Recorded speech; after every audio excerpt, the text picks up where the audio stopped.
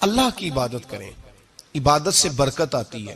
حضرت ابو ادریس خولانی رحمت اللہ علیہ حضرت معاذ بن جبل کے شاگرد تھے، تابعی بزرگ تھے۔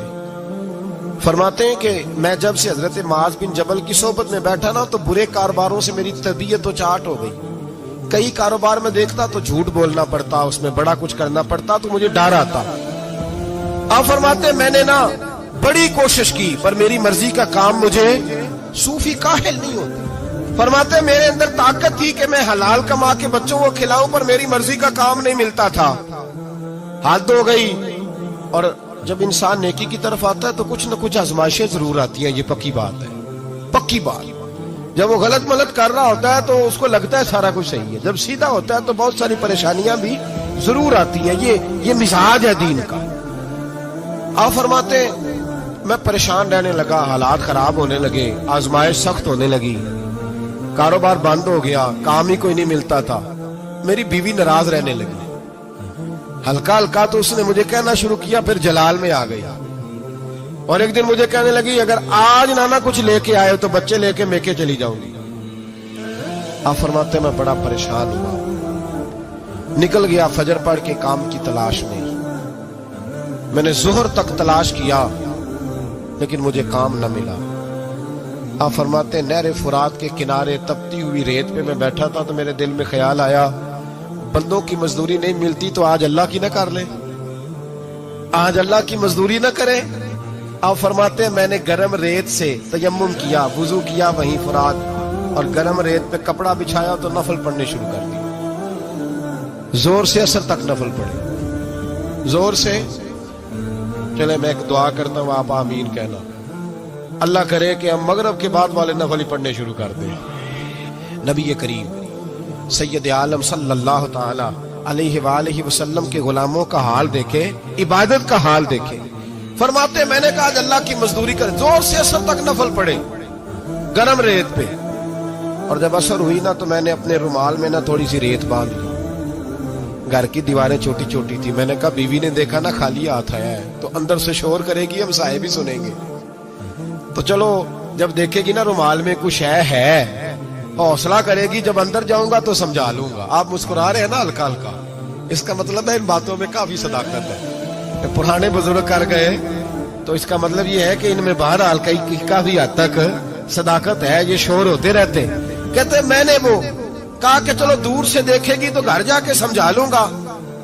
آپ فرماتے پہلے میری بیوی دروازے پہ بیٹھی رہتی تھی، بچے بیٹھے رہتے تھے، منتظر ہوتے تھے کہ کچھ لے کے آئے، گھر میں فاقہ ہوتا۔ آج میں گیا تو شور ہی کوئی نہیں، کوئی شے نظر نہ آئی، وہ ریت سے بھرا ہوا میرا پلو میں نے دروازے کے ساتھ رکھا، اندر چلا گیا۔ بیوی کو آواز دی کہاں ہو؟ کہنے لگی منہ ہاتھ دھو لو، میں روٹی لے کے آئی۔ ہاتھ دھو گئی، روٹی کدھر سے آئی؟ اس گھر میں تو فاقے تھے، کھانا کدھر سے آیا؟ کہتے روٹی لائی، سلاد بھی لائی، دودھ بھی لائی، اس زمانے میں جو نعمتیں تھی پھل بھی لائی، سارا آ گیا۔ میں نے گھور کے دیکھا، میں نے کہا کدھر سے آیا یہ سارا کچھ؟ کہاں ہے بچے؟ کہنے لگی روٹی کھا کے باہر نکل گئے۔ میرے دل میں خیال آیا میری بیوی کا کردار تو چاند سے زیادہ اجلا ہے، تو یہ سارا کچھ کیسے آیا؟ میں نے کہا یہ کہاں سے آیا سارا کچھ؟ تو کہتی ہے میری طرف دیکھ کے کہنے لگی پتہ نہیں آج کس کریم کی مزدوری کرنے چلے گئے تھے، پتہ نہیں کس کریم کی مزدوری پہ چلے گئے تھے۔ زور ہوئی ہے تو اس نے اناج کی بوریاں بھیجی ہیں، چاول بھیجے ہیں، پھل بھیجے ہیں، اتنا کچھ بھیجا ہے کہ میرے گھر میں رکھنے کو جگہ ہی کوئی نہیں۔ یہ کہتے کہتے اٹھی اور کہنے لگی پہلے ہی بڑا آیا تھا، اب اور کیا لائے ہو؟ آپ فرماتے میں سکتے میں تھا، اس نے جا کے میرا رومال جو کھولا، میں ریت لایا تھا، رب کریم نے ہیرے بنا دیے، وہ ہیرے بن گئے۔ آپ فرماتے کہنے لگی کس کریم کی مزدوری پہ گئے تھے؟ فرماتے میں اٹھا اور کچی زمین پہ سر سجدے میں رکھا، میں نے کہا مالک میں ساری زندگی دنیا راضی کرتا رہا، لوگوں کے دروازوں پہ کھڑا رہا، تعلقات بنا کر تھوڑی سی روزی کے لیے جدوجہد کرتا رہا، دھتکارا گیا، ستایا گیا، مولا میں تو تیرے دروازے پہ آج آیا ہوں، پوری دیہڑی بھی نہیں لگائی، زور سے سر ڈیوٹی کی ہے، اللہ تیری تھوڑی مزدوری کا اتنا اجر ملتا ہے؟ खुदाया तो इतना नवाजता है। फरमाया अल्लाह मैं मेहनत भी करूंगा, काम भी करूंगा, लेकिन दुनिया की मजदूरी थोड़ी करूंगा, मालिक तेरी इबादत ज्यादा करूंगा। भाई याद रखो, हम सारी जिंदगी लोग कब्रों में चले गए, मस्जिद नहीं आए। कब्रों में अल्हाकुमुत तकासुर हत्ता ज़ुरतुमुल मकाबिर, कब्र में जाने का टाइम आया, लोगों की नमाजें पढ़ दी गई, पर लोगों ने नमाजें शुरू नहीं की। नमाजें पढ़ दी, कहीं ले जाओ, शादी का मौका है तो वो कराची जाने को तैयार है, लेकिन चंद फरलांग पे मस्जिद है, मस्जिद जाने को तैयार है।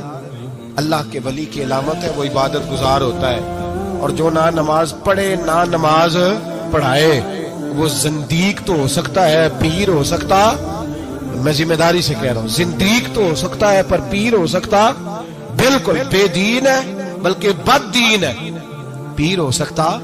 इसलिए कि अल्लाह के वली की अलामत यह है कि उसके चेहरे पर इबादत की रोशनी होती है।